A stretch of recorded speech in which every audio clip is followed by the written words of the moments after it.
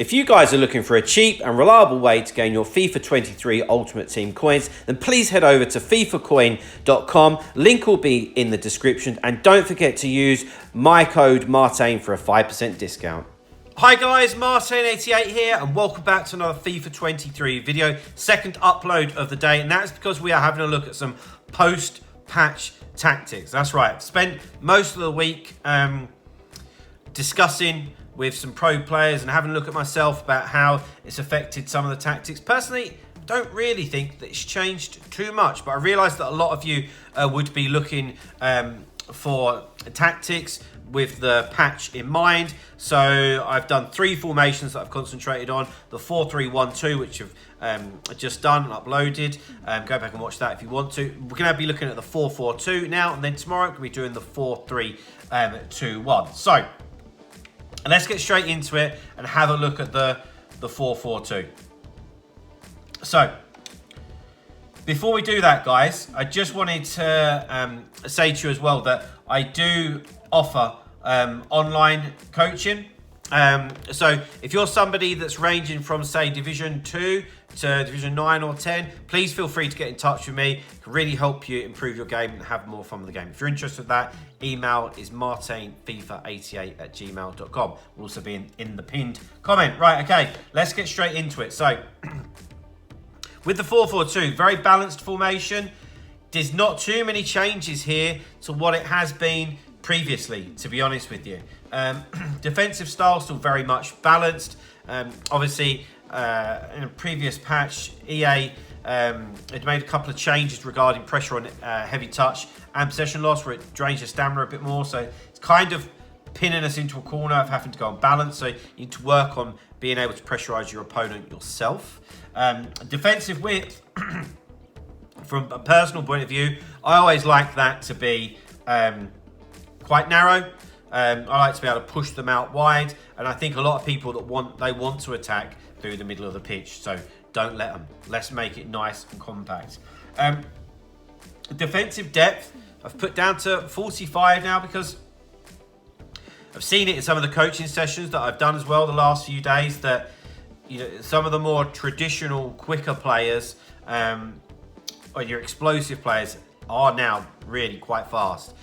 So through balls, over the top through balls, going to have to be things that we're a little bit more aware of. So it might be worth just dropping that depth a little bit. We don't want to be a sitting duck, but it might be worth dropping it a little bit, unless your plan is to be ultra attacking and using a 4-3-1-2 or a 4-3-2-1, in which case obviously you want to take the game to it. But if you're somebody that wants to play things a little bit more secure and a little bit more balanced, with like a 4-4-2 like we're looking at today, or a 4-2-3-1, might want to drop that depth a little bit.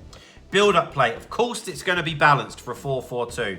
4-4-2 is the kind of formation that you go back to if you've lost your way, or if you're, if you want a happy medium. It's the good old traditional formation, isn't it? Of course, we want balance because we want complete variation of what we can do. The 4-4-2 offers us that as well. Chance creation on 4-4-2 previously, I've just had it on balanced, but I feel like just to give it a little nudge in the right direction, it still needs my beloved direct passing, which will just make some of the players make those key forward runs for you. Just give you a few options, to be honest with you.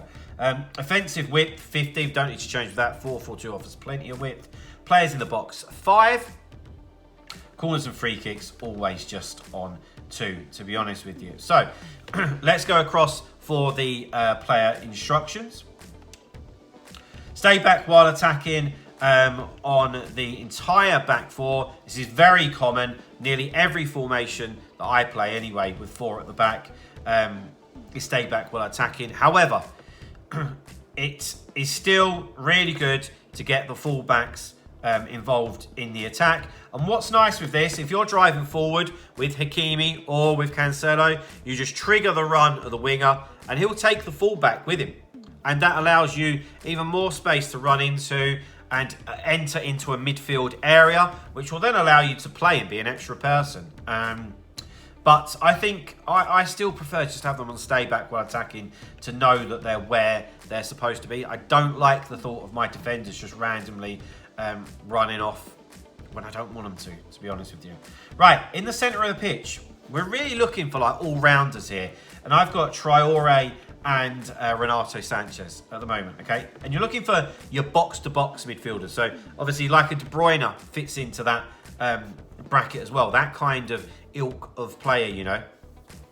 And balanced attack on both of them. That's what a box-to-box player is. We want them to be able to get up and down the pitch. But I think it's important to have them on cover centre because they're not CDMs, they're centre mids. So they're not going to be stuck.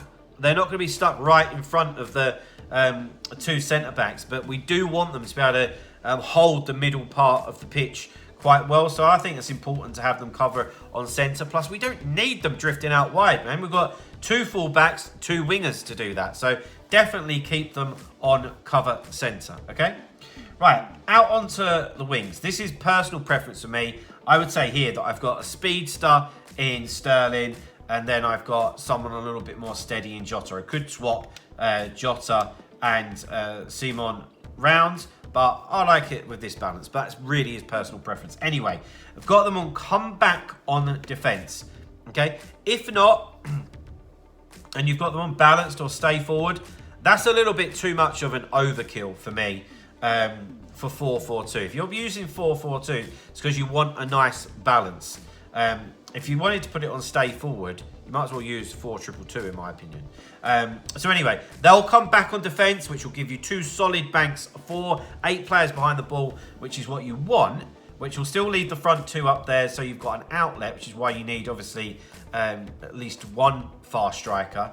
However, having them on get into the box for crosses means that when we've won it, they're going to make those forward runs quite quickly. And also because of the direct passing. And that will allow us more options on the ball, which is of course what we need, or we're going to be too predictable. And if we're too predictable, it's going to make life very, very difficult for us and make life easy for your opponent, which is not what we want to do. Then up top here, we've got Cruyff and Simon, and I always like to have somebody that's got blistering pace up front if you're playing, especially if you've got a 2, because like I say in a lot of different videos, I like 1 to come short, 1 to go in behind. If you do have 2 guys that are just lightning quick, just put them both on getting behind. But I think it's definitely nice to have the balance. And yeah, they will give you good options and occupy the back 4 very, very nicely. So yeah, guys, there we go. That is my post-patch 4-4-2 tactics. Got 1 more to go tomorrow for you, which will be the 4-3-2-1. Obviously, can't look at every single one, but I picked out some of the ones that I concentrate on the most. So I hope that that has helped you. If it has, please drop a like on the video. Subscribe to the channel if you haven't already, and I'll see you guys very, very soon. See you later, guys. Bye-bye.